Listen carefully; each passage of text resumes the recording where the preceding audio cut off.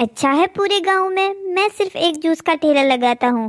पूरे गांव में मेरा कोई प्रतिद्वंदी नहीं है। अरे चेतन भाई, जरा एक गिलास जूस पिलाना। हाँ हाँ भाई, अभी देता हूँ। ये लो भाई, तुम्हारा ताजा ताजा मौसम्बी का जूस। वैसे भाई, तुमसे एक बात पूछनी थी, अगर तुम बुरा ना मानो तो। हाँ हाँ भाई, पूछो। आप तो हमारे अपने हो, आपकी बात का कैसा बुरा। पूरे गांव में और आसपास के गांव में सिर्फ आपका धंधा एक ऐसा धंधा है जिसमें आपका कोई प्रतिद्वंदी नहीं है। हाँ भाई, ये तो सच बात है। तो आपने कभी इस बारे में सोचा है कि अगर और भी कोई जूस का ठेला लगा लें तो आपकी आमदनी तो आधी हो जाएगी। नहीं, मैंने वैसे कभी इस विषय पे विचार तो नहीं किया। एक बार जरा विचार कीजिए तो, और सोचिए, कल ही अगर यहीं आपके बगल में ही कोई जूस का ठेला लगा लें तो आप क्या करोगे। भाई देखो, तुमने ये सवाल पूछा है तो इसी वजह से इसका जवाब दे रहा हूँ। इंसान उतना ही खा सकता है जितना ईश्वर ने उसके भाग्य में लिखा है। ईश्वर ने जो मेरे भाग्य में लिखा है, मुझसे वो कोई नहीं छीन सकता। और रही बात किसी और के जूस के ठेले लगाने की, तो वो तो कोई भी लगा सकता है, उसमें मैं कर ही क्या सकता हूँ। वैसे भाई, तुमने ये सवाल मुझसे पूछा क्यों। बस यूं ही पूछ लिया, सोचा आप इस विषय में क्या सोचते हो। अच्छा भाई, तो जान लिया कि मैं इस विषय में क्या सोचता हूँ। हाँ हाँ भाई, जान लिया। अच्छा तो ठीक है, मैं चलता हूँ, कल फिर मिलूँगा। अच्छा ठीक है।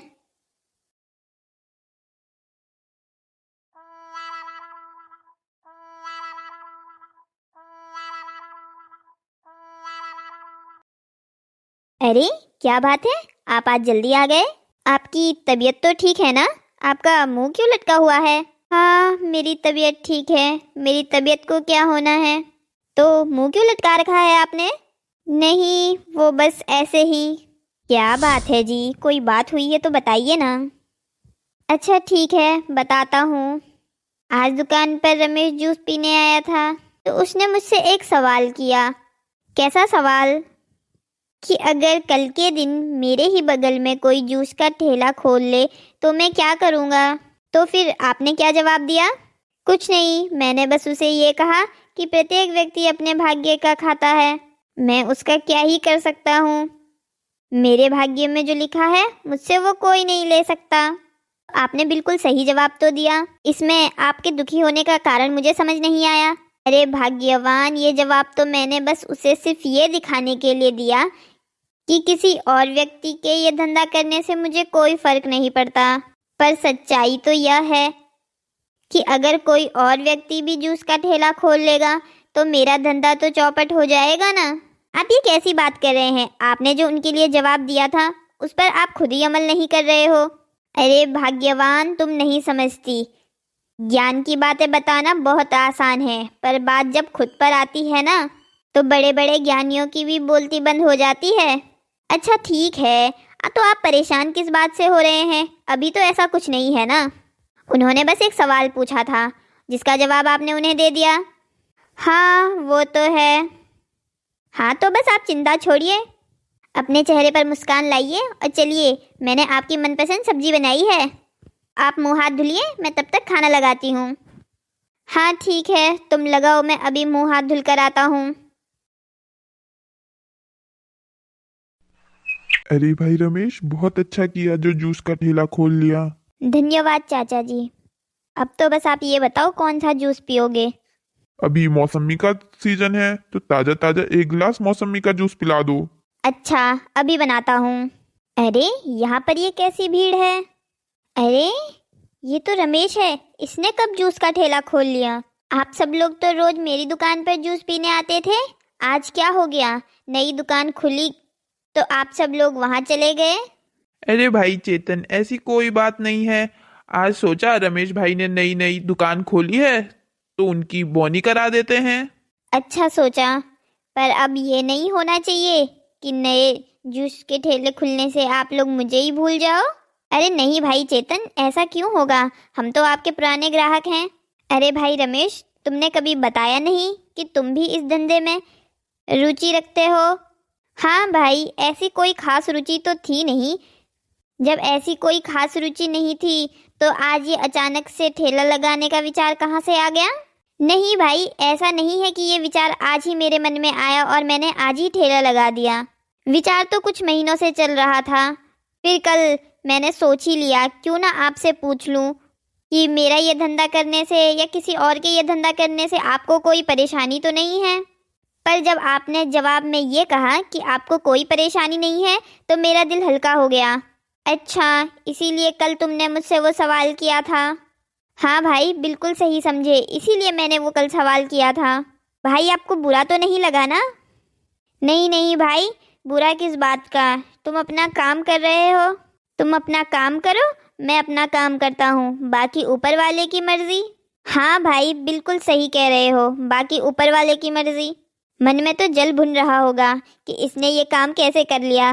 पूरे गांव में इस धंधे का अकेला व्यापारी बनके खूब नोट छाप रहा था। अब मैं भी यही धंधा करूंगा, देखता हूँ मेरा क्या बिगाड़ लेता है, बल्कि इसके सारे ग्राहक छीन लूंगा।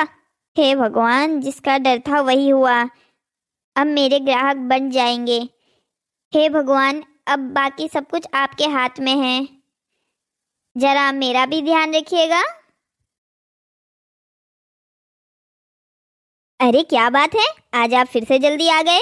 हाँ, अब तुम मेरे रोज जल्दी घर आने की आदत डाल लो। ऐसा क्यों कह रहे हैं? वो ऐसा इसलिए कह रहा हूँ, मुझे पहले की तरह ग्राहक तो मिलने से रहे तो घर ही जल्दी आऊँगा ना। नया प्रतिद्वंदी? वो कौन है? वो रमेश है, बड़ा ही चालाक व्यक्ति है। कल मुझसे ही पूछ के गया कि आपको किसी और के ये धंधा करने से कोई दिक्कत तो नहीं है। कोई बात नहीं, आप अपना काम ईमानदारी से कीजिए। तुम्हें पता है, आज मेरी दुकान पर एक भी ग्राहक नहीं आया। पूरे गांव के लोग जो रोज मेरी दुकान पर जूस पीने आते थे, आज वो सब लोग उस रमेश की दुकान पर जूस पीने गए।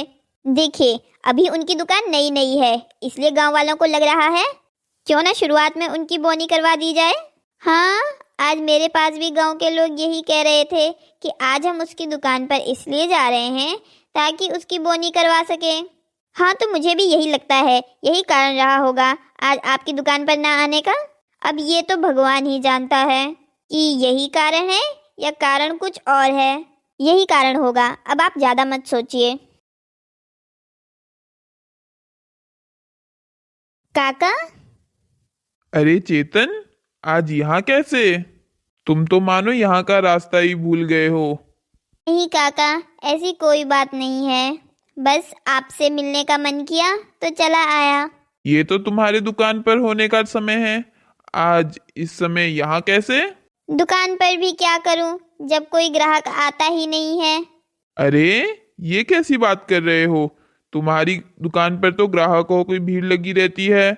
ओह, मैं समझ गया, रमेश ने भी तो जूस की दुकान खोली है ना, जिस वजह से मेरे सारे ग्राहक अब वहां जाते हैं। मुझे समझ में ये नहीं आ रहा कि ग्राहकों का आना एकदम से बंद क्यों हो गया है। गांव में बहुत सारी परचून की दुकानें हैं, पर ग्राहक तो हर दुकान में जाते हैं ना। मुझे पता है ऐसा क्यों हो रहा है। तो आप मुझे बताइए ना, मेरे साथ ऐसा क्यों हो रहा है?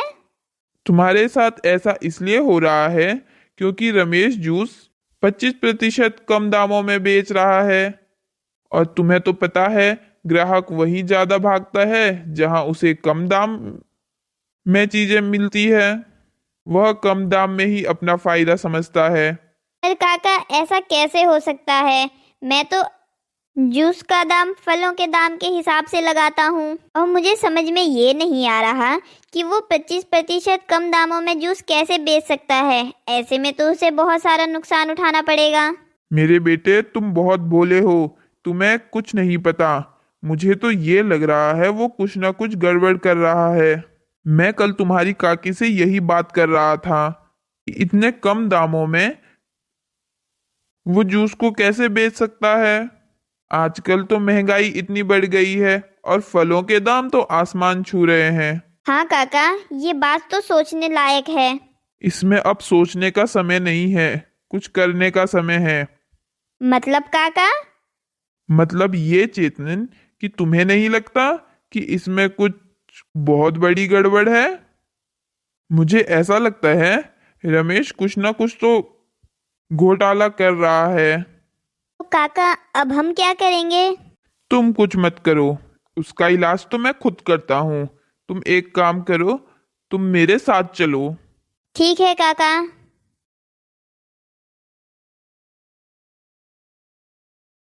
काका हम ये किसके गोदाम के अंदर आए हैं? अरे पागल, धीरे से बोल। अच्छा तो धीरे से ही बता दो, हम ये किसके गोदाम के अंदर आए हैं? अरे रमेश ने दुकान खोलने से पहले ये गोदाम मोहनलाल से उधार में लिया था। जब मोहनलाल ने मुझे ये बात बताई तो मुझे ये समझ में नहीं आया कि भला एक जूस की दुकान खोलने के लिए एक गोदाम की आवश्यकता क्यों पड़ रही है। जूस की दुकान खोलने के लिए गोदाम? ये बात तो कुछ मेरे भी समझ में नहीं आई। इतने सालों से मैं जूस का धंधा कर रहा हूँ, पर मुझे तो कभी गोदाम की आवश्यकता नहीं पड़ी। उस दिन मेरे दिमाग में भी ये बात खटकी थी, पर मुझे लगा कुछ काम होगा। पर मुझे लगता है ये अपना गड़बड़ घोटाले का काम सारा यही करता है। अब तो चुपचाप से मेरे पीछे आ जा। बेवकूफ लोग।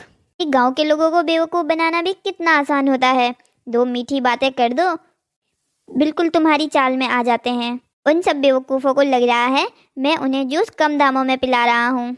उन्हें क्या पता ये जूस किस चीज़ से बन रहा है। उन्हें ये पता कभी लग ही नहीं पाएगा जो जूस वो फलों का समझकर पी रहे हैं वो असली में फलों का जूस है ही नहीं, बल्कि वो तो फूड कलर और नकली खुशबू का कमाल है जो उन्हें नकली जूस में भी असली जूस का स्वाद देता है। अच्छा है, इससे मेरी तो दुगनी कमाई हो जाएगी।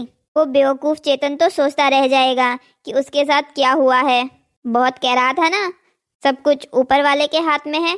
ऊपर वाले के हाथ में कुछ नहीं है, सब कुछ हम नीचे वाले के हाथ में है। जो चाहे वो कर सकते हैं हम। वो चेतन कुछ ही दिनों में खुद ही अपना ठेला बंद करके दूसरा धंधा ढूंढेगा, दूसरा धंधा। बेवकूफ़ गाँव वाले। बेवकूफ़ गाँव वाले नहीं बल्कि तुम हो। बेचारे गाँव के भोले भाले लोगों को तुम बेवकूफ़ कह रहे हो। तुम्हें शर्म आनी चाहिए अपने आप पर। तुम खुद इसी गांव का होने के बावजूद भी ये सब कर रहे हो। मुझे तो तुम्हारे जूस के दाम सुनकर ही पहले ही दिन तुम पर शक हो गया था। जो धंधा ईमानदारी से ना किया जाए ऐसे धंधे में कभी भी बरकत नहीं होती। 4 दिन की चांदनी और फिर अंधेरी रात। तुमने भी वही रास्ता अपनाया है। तुम्हें पता है तुम्हारे इस नकली जूस की वजह से कितने लोगों की तबीयत खराब हो सकती है। किसने कहा मैं नकली जूस बनाता हूँ? ज़्यादा चालाक बनने की कोशिश मत करो। हमने खुद अभी तुम्हारी सारी बातें सुन ली है। मैं शर्म आनी चाहिए। तुम अपनी पढ़ाई लिखाई का गलत इस्तेमाल कर रहे हो। जिस पढ़ाई लिखाई का इस्तेमाल तुम्हें गांव की तरक्की के लिए करना चाहिए था, उसका इस्तेमाल तुम अपने फ़ायदे के लिए लोगों की तबीयत के साथ खेलकर पैसे कमाना चाहते हो। मुझे माफ़ कर दीजिए रमेश भाई, और काका आप भी मुझे माफ़ कर दीजिए। मैं और काका तुम्हें एक ही शर्त पर माफ़ करेंगे, अगर तुम अपना ये नकली जूस बेचना बंद करोगे। हाँ भाई, मैं आज से ही अपना ये नकली जूस बेचना बंद कर देता हूँ। बहुत अच्छे, तुम आज के आज अपना ये धंधा बंद करो, वरना तुम्हें पुलिस में देने के लिए हमें ज़्यादा समय नहीं लगेगा। हाँ काका, बस मैं ये धंधा आज के आज ही बंद करता हूँ। दोस्तों, तो कैसी लगी आपको हमारी मजेदार कहानी? कमेंट सेक्शन पर जरूर बताइएगा।